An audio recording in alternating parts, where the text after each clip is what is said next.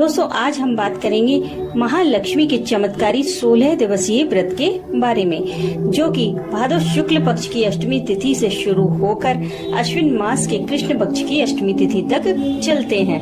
इस व्रत के प्रभाव से जन्मों जन्मांतर से चली आ रही दरिद्रता दूर हो जाती है। आज मैं आपके लिए एक ऐसा चमत्कारी उपाय बताऊंगी जिससे आप व्रत ना करके भी पूरे व्रत का फल प्राप्त कर सकते हैं। दोस्तों यह व्रत राधा अष्टमी से शुरू होगा, तो उपाय भी आपको राधा अष्टमी से ही शुरू करना होगा। इस दिन आपको सुबह ब्रह्म मुहूर्त में उठना है। इस दिन से आपको लगातार 16 दिन तक ब्रह्म मुहूर्त में उठना होगा।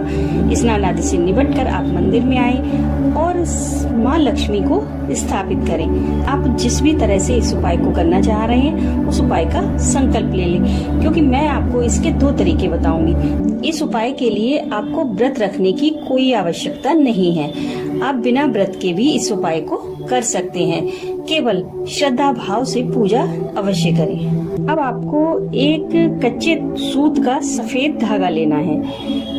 उसे आपको पीले रंग से रंग लेना है, यानी कि हल्दी से रंग लेना है।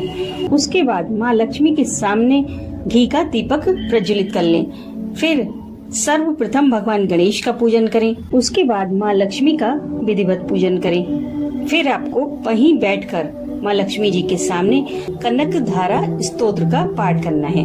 पाठ आपको 16 बार करना है और जितनी बार आप पाठ करें उतनी बार उस पीले धागे में गांठें लगाते जाएं। यानी कि जैसे आप एक बार पाठ कर लें तो एक गांठ लगा दें, दूसरी बार पाठ कर लें तो दूसरी गांठ लगा दें, तीसरी बार पाठ कर लें तो तीसरी गांठ लगा दें। इसी प्रकार आपको 16 गांठें लगानी है। यानी कि एक दिन में आपको 16 पाठ करने हैं, दूसरे दिन आपको फिर 16 करने हैं। इसी तरह से आपको 16 दिन पाठ करना है। देखिए दोस्तों, यह साधना थोड़ी लंबी और कठिन जरूर है, लेकिन इसके परिणाम इतने चमत्कारी हैं कि आपके आसपास के लोग भी आपके बदलाव देखकर हैरान रह जाएंगे।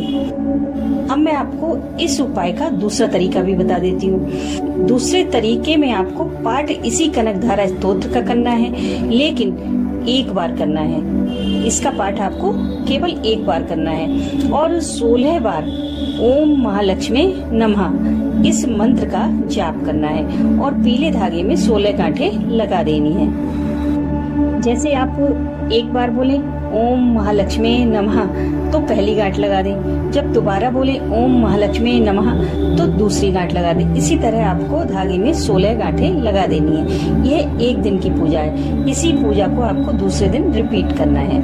इसी तरह आपको 16 दिन पूजा करनी है और व्रत के आखिरी दिन पूजा करने के बाद आप यह धागा उठाकर लाल कपड़े में बांधकर अपनी तिजोरी में रख लें। आपके घर में कभी पैसे की कमी नहीं हो सकती। और अगर आप किसी खास कार्य के लिए जा रहे हैं जो कि कठिन है, आपको संशय है कि कार्य पूरा होगा या नहीं होगा, तो आप इस धागे को अपने साथ लेकर जा सकते हैं। आपका कार्य अवश्य पूरा होगा। लेकिन दोस्तों, जब हम कोई लंबी साधना करते हैं तो उसके मार्ग में कहीं ना कहीं कोई ना कोई रुकावट या बाधा अवश्य आती है।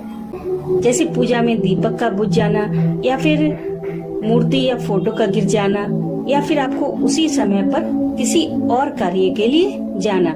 इस टाइप की छोटी मोटी रुकावटें आती रहती हैं, लेकिन आपको इस साधना के मार्ग में किसी भी रुकावट से घबराना नहीं है। आपको ये साधना पूरी तरह से कंटिन्यू करनी है। 16 दिन के बाद धीरे धीरे आपकी समस्त परेशानियां खत्म होनी शुरू हो जाएंगी।